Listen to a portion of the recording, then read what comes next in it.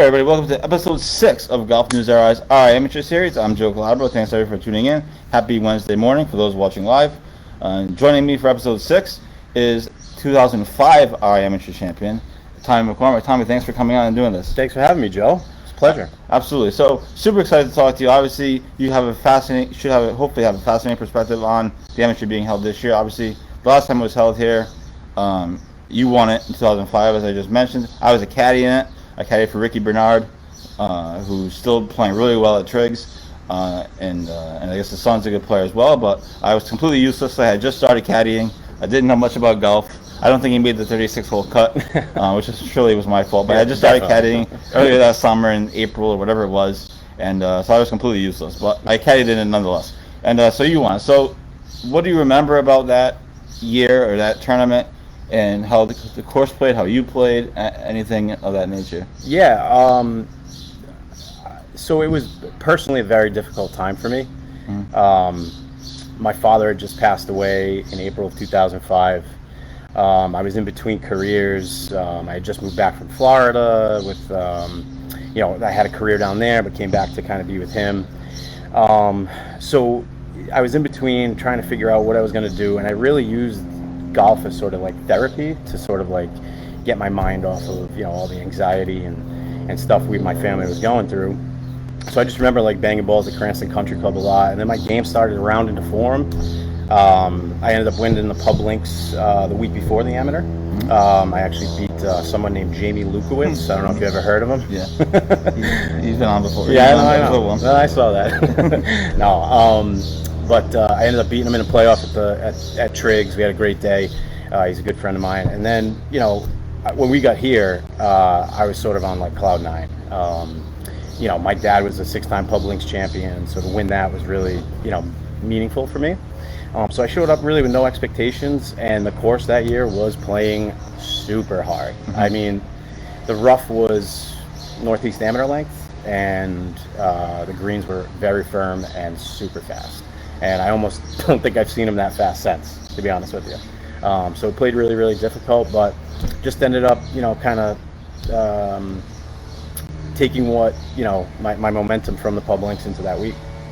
Now, obviously, since then, the course has changed, and you kind of hinted at how the course played that year, but I'm kind of interested in, like, one of the fascinating things to me has been talking to people about how they think the course is going to play, and course setup and pin placements. Obviously, since 05, the course has changed significantly. There's at least 5 or 6 new greens, if not more than that. There's new tee boxes, bunkers taken out, bunkers put in, all different things. So it's not the exact same course, but is there anything that you take from that week that you can apply to this upcoming amateur, or is it two completely different animals? I got to be honest with you, it's two completely different animals. I mean, we redid 7, 8, right. 18, 13, 9 right. Twice. Yeah. I mean, 9 and 13 were pitched so bad front to back that you almost couldn't. I remember that. Yeah, you couldn't keep it on the green if you were above the hole. You could literally putt a 2-footer off the front of the green. I remember, actually, I'll tell you a quick story. Eddie Kirby had like a 2-footer above the hole on 13 on the old green. Yeah. Missed it, went all the way down 50 yards off the front of the green. He goes, "That ball's out of play. I'm taking it unplayable." Put the ball back down and hit it and knocked it in. I think this year the local knowledge will still be there as a benefit for the members and people who get to play it a lot. But I don't think it will be as much as it was back then, because I think the greens were much more difficult back then. I think they're still difficult, but we flattened them out, made some really good contours. They really frankly look fantastic. So I don't think you're going to get a lot of those putts where, you will get some, but where you're just ultra defensive, Mm-hmm. But that's how I think that's how I think those greens, the changes were certainly for the better for the players, I think, for the entire membership too. Absolutely. I remember the old greens, and I stunk back then, and I still stink today, but obviously it was, the old 9 was impossible, 13 was impossible. Ridiculous. So I was surprised. I can't even believe they put an amateur here back then. Yeah. With the way the greens are. Obviously it's a unique situation having a tournament like this on your home course. And we want to get to other stuff as well. I want to get to the state 4 ball that you just won, and a couple of other things too. But stick with this for a second, because this is the RI Amateur Series. It's a unique situation having a tournament like this on your home course. I'm sure it was the same way for the guys at Valley for the state 4 ball, and I think Alpine is the stroke play championship this year. So I'm sure it'll be the same thing. But when you play here on any given day, whether it's a tournament here or a money match against Jerry Trafficante and those guys or whoever you're beating that day, do you think about the amateur? Do you allow yourself to think about the amateur coming up? Do you say, okay, this could be a pin placement, the amateur, or this could be a tee box? I mean, maybe not a tee box necessarily, but do you think about that stuff? Well, when I play with Jerry Trafficante, I don't think about the state anymore. Let's just get that straight. I'm more worried about not looking at his golf swing. But no, I think there's certain shots I think I'm gonna have in the amateur, and I intend to work on them leading up. Pin placements, I would imagine they're not going to be too difficult in qualifying. Right. But I think that first day of match play, when McKenna sets the pins, traditionally speaking, they're very difficult. We've played the course, you and I, as when the pins have been super difficult, so I know some of those areas. I have a feeling we're going to see some new ones, right. And that's normal. And you just kind of got to know, okay, that's a pin I don't know. Let me just be conservative and figure it out. So it was interesting. I was talking to Jay Barrow. He was on episode 2, I think, and I was talking to him because he essentially Monday qualified for this amateur at Foster, and he was saying, I was asking him about course setup and what he thought, and I've asked everybody. I think that's an interesting part of this, and he was saying that when he was a member at McCormick, and they had an amateur there, that they had pins that were completely different than anything members had ever seen. So that got me thinking about this place. I'm like, oh boy, this could really get interesting. Sure, that's why I asked that question. I played in that amateur at Met. Yeah. That first day was brutal. I've never seen pins. I mean, I've played that place a lot, but I mean, those pin locations were obscene. I mean, we could do that here, but we might also be out there for 8 hours if they really trick it up, Right. Well, even Mike Hamilton, we had him on last episode, and he said that he thinks the pins are going to be pretty benign the first 2 days. So they want to get people through. Sure. They obviously want to get 32 qualifiers or whatever it is, and then they could trick it up. So that's one of the things I'm really looking forward to. So let's talk about your game. Obviously, a month ago or so, less than that, you just won the state four-ball with fellow Kirkbride member Larry LaFauci. Talk about that win. How big was that? And what did that mean to you to win that tournament with him? Oh, it meant a lot. I mean, any win is special. Larry and I go back to our Triggs days when we were kids, so to do that with somebody you've been friends with for, basically 35 years, definitely means more. I was super happy for him. I mean, I've been fortunate enough to grab a couple. That was his first, and he was, very emotional about it, and he played great for 2 days. We had a really good plan going into the second day. We executed it, which doesn't always happen. Right. But I was super happy for him. I mean, it was definitely like an emotional day. Felt good going into it. Him and I play a lot of golf together. Been trying to practice here and there. Didn't really practice much going up into it, but I've practiced since because I've had some more time. But just kind of got on a roll and we kind of kept it going. We had a good mindset. So coming off of that now, obviously you've been playing here, you know the course, and for those that are wondering, unlike some other people where they just have, they're a member somewhere, but they're not really a member. Tommy actually plays here all the time, so he's a real member. What's going to be your preparation like going into the RA Amateur? Obviously, it's different because you play here, like I said, you play here all the time. But what do you do anything special the week before? Or I mean, we have the holiday this weekend, and then it's kind of go time as far as preparation. Yeah. The tournament's a week away, literally. So do you do anything special? Or are you going to do anything special? So my schedule is kind of tough. There's times during the year I just can't put practice time in just because I'm too busy with work or whatever. But I try to gear up for this thing every year. There are certain practice routines I've gotten to kind of refine going into it. I mean, you can't win this thing if one piece of your game is off. I mean, you've got to be putting the short ones good. You got to be putting the long ones good. You got to be chipping good. Your inside 50 game's got to be good. Your irons and wedges have to be pure, and you've got to drive it and play. And you got to be smart too. So I try to sort of take those components that I know what it takes, those components take to win, try to refine them as much as possible with the time I have leading up to it, and then just play and try to, put the environment behind, out of my head and just go play the game and trust my game. Now, the amateur obviously is 2 days. The first day is a stroke play, and then it flips over to match play. One of the things I've talked to all these guys about, Jamie, Bobby Leopold had a great answer. flipping that. Well, one, how important is the stroke play? How much stock do you put into it? Obviously, it's seeding, but for a guy like you, you've done this a million times, and there's no match that you're afraid of. Afraid is the wrong word, but you know what I'm trying to say. How much stock do you put into the stroke play portion, and then how do you flip that mindset from stroke play to match play within less than a day, really? The stroke play portion is keep the ball in front of you.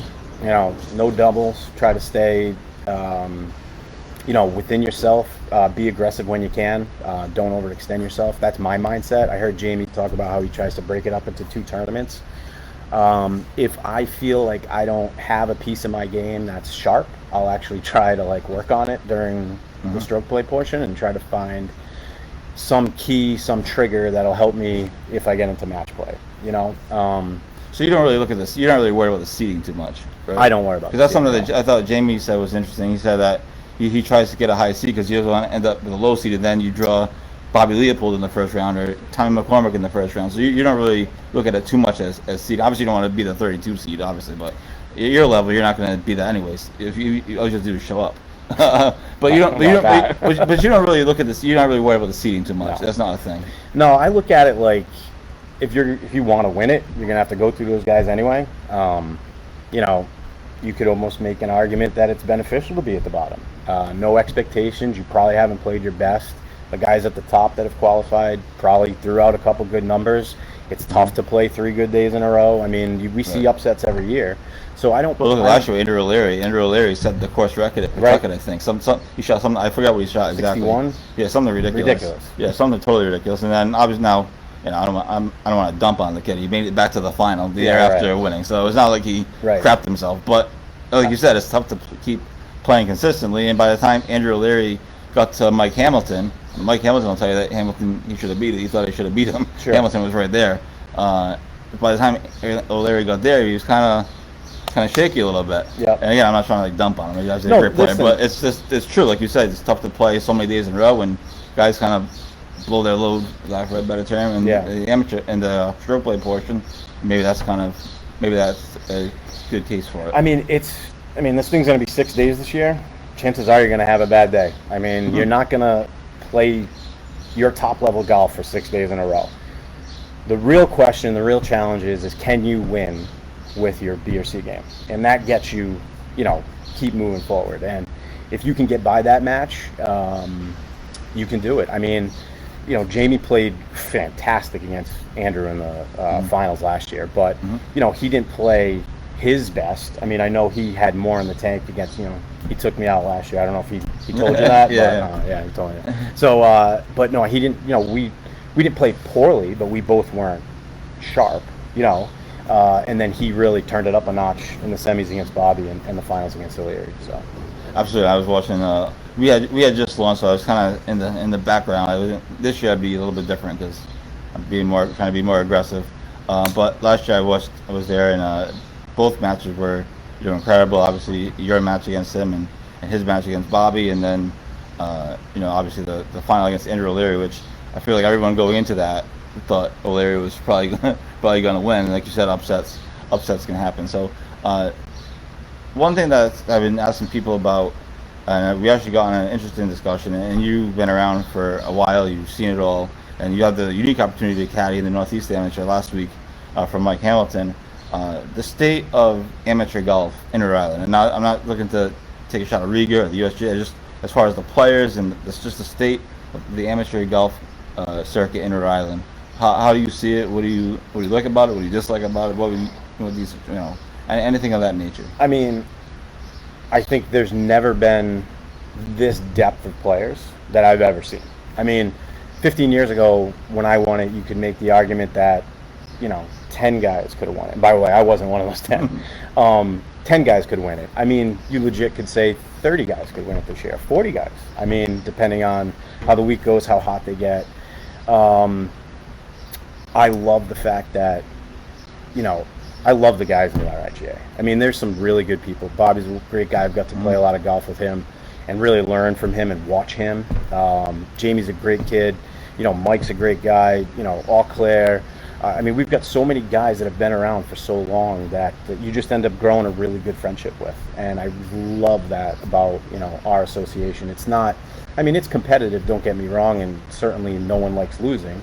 But to be a gentleman is half the battle. And if you can be a gentleman and, take your defeat or take your win with class, I think that, I could honestly say 100% of the guys that I've played with all do it that way. And that is amazing, because not all associations have that luxury. So I've heard horror stories from other places, but no, I think the quality of competition is fantastic, and the quality of people is even better. Now, one thing that we talked about, we've been talking about, which I may or may not do a story on. It depends on. I'm waiting for the field to be released. I don't want to be a jackass. But guys are talking about the college kids not coming back. Like Davis Chatfield's not playing, because I asked them straight up last week. And, these guys aren't coming back because there's not enough amateur ranking points in this tournament. Would you like to see, and I don't know if this is a Riga thing or a USGA thing, and so I'm just kind of learning about this myself. We started with Jamie and I talking about it, and I kind of like, oh, that's interesting. But I just figured these kids aren't playing because they have better things to do. And perhaps they do. That could be true. But would you like to see more of an, again, I'm not sure how it works exactly. I'm still learning myself. But would you like to see more of a push to get these kids to come back and play in these tournaments consistently? Is there something that Riga can do, or people can do, or whatever, to get our amateur more points, world amateur ranking points? So for these kids, I mean, for you, you're probably over that, but for these kids, I guess apparently matters. It seems like. Is there something that people can do, or would you like to see? Hammy had a good idea about how every state amateur champion should get an automatic berth in the U.S. amateur. And that way, give them something to play for. I thought that was really fascinating. But just talk about that, because I've been fascinated by it, and again, I'm trying to learn myself. But I just thought it was interesting. So I don't know much about WAGR, the World Amateur Golf Rankings. I'll just be honest with you, I don't follow it. Couldn't tell you anything about it. But I did listen to Bobby's interview, and he made a really good point about, these state associations support the USGA, and the USGA doesn't necessarily reciprocate as much as they probably should. Davis Chatfield, first of all, congrats to him. What a finish at the Northeast. I mean, the kid was in it, even after making that big number on 2, he hung in there. It's unbelievable at that level. That kid deserves a shot at his state title, and if it's going to hurt him, with his real goal, then I understand why he's not playing, but he deserves a chance to win his state title. He's a member of the Rhode Island Golf Association course. He's a heck of a player. He's a past champion. He's a past champion. He's a nice kid. It just is unfortunate that it doesn't align with what his ultimate goal is, which is, move up that WAGR rankings. I don't know if they can adjust it and maybe not take into account these state amps so that these kids can play. I mean, Davis will probably tell you he wouldn't roll through everybody. I mean, there's a lot of good players. I mean, he would get pushed. He certainly would be one of the favorites, but I think that experience is important, and he's missing out on it. And that's unfortunate. I feel bad for him. I was thinking it'd be better for the state tournaments to get these kids to stay home. I mean, Davis Chatfield, and I talked about it all week. We posted videos about him talking about it and pictures. He drew huge crowds at the I saw that. Northeast Amateur. It was crazy. And so I think that'd be beneficial for this tournament too. If you had a Davis Chatfield playing, or Andrew Leary, I don't know if he's playing this year or not. Again, I'm not trying to blame somebody for something that they didn't do yet. Or Patrick Welch, who's struggling, unfortunately. But just in general, I think it'd be great for the fans. I think it'd be great for the tournament to see those kids playing. And it seems like the amateur golf rankings sort of prevent them from doing that, because all the guys have told me, they actually lose points, amateur points, if they come and win the tournament, because it's not a high quality field. That doesn't make sense. Or whatever. Yeah. So I just think that's been an interesting conversation, and I might put a little story together in advance. Antonio Georgie says, Tommy, exclamation point, exclamation point, exclamation point. So your fans are all watching. Thanks, Tommy. A couple more things, and we'll get you out of here. And I'm sure you got practice to do. As a member here, and you won the amateur in 05, you haven't left since. You haven't scared you away yet.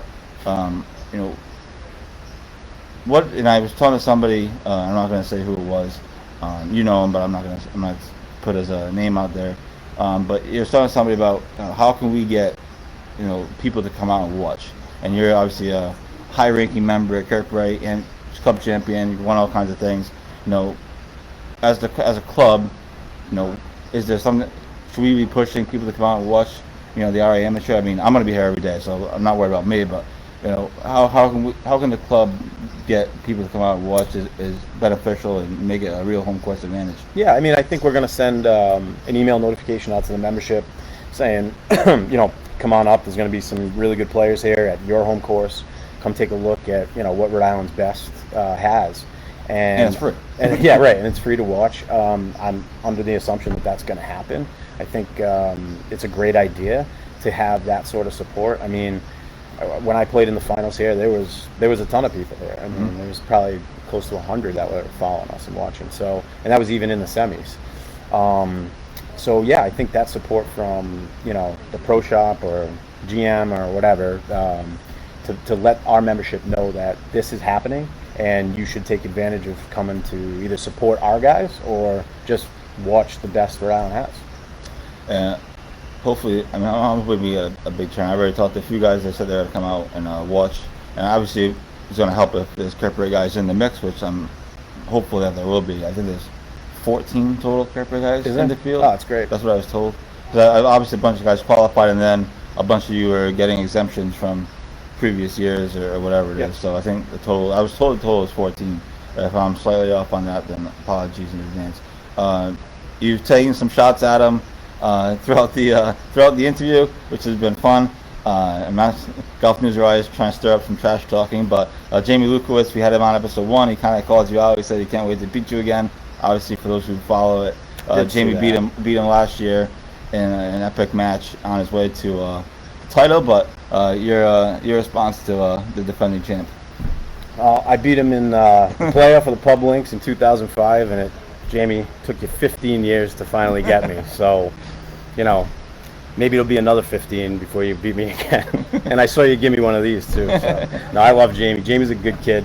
I got a lot of respect for him, a lot of respect for his game. Him and I both kind of grew up in that public course growing up, and then we competed a lot over the last 15, 16 years. And then when he got to Metacomet, he just turned it on and really hit a level that he should be proud of. And frankly, he's motivation for me because he proved to me that your best golf can be north of 40.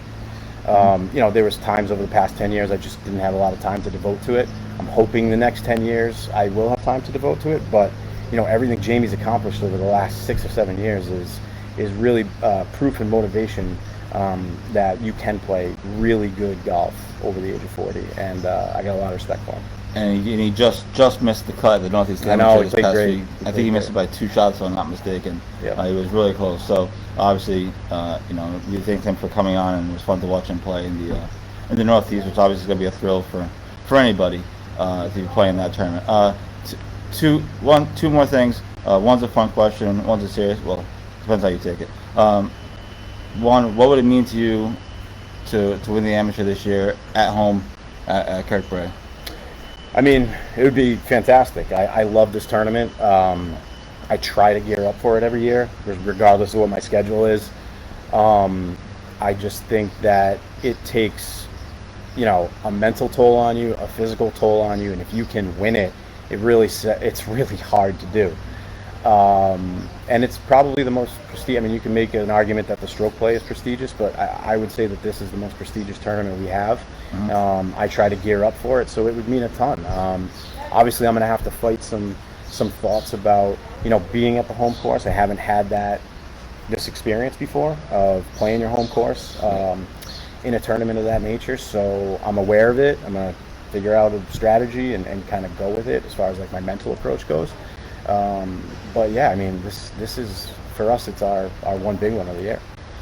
And lastly, I've asked everyone this. Some have answered seriously, some haven't. Who's the favorite? Who would you say? And you can pick yourself. It's okay. I can't say Jerry Traffic Cannon. No, he didn't qualify. Oh, he didn't? just misqualifying? All right.